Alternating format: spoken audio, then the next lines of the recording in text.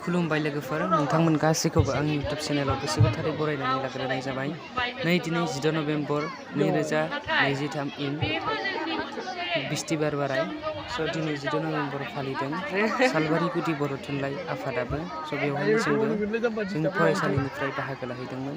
बेवहाय बायदि बायदि हाबाफारिफोर लानाय जादों, जेरै खन्थाइ लिरनाय बादायलायनाय, खन्थाइ आवरायनाय बादायलायनाय, गोसोखांथि लिरनाय बादायलायनाय, सावगारि बोनाय बादायलायनाय आरो बायदि बायदि हाबाफारिफोरबो लानाय जादों।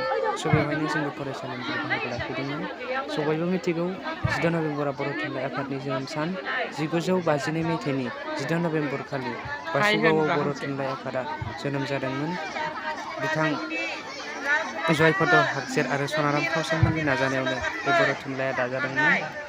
बेनिखायनो जों दिनै बयबो बर' माहारि हिसाबै जों बयबो गोग्गानाय मोनो जे दिनै बर' थुनलाइ आफादा 72थि बोसोराव आगान होबाय, थामहिनबा 72थि फालिथायाव आगान होबाय।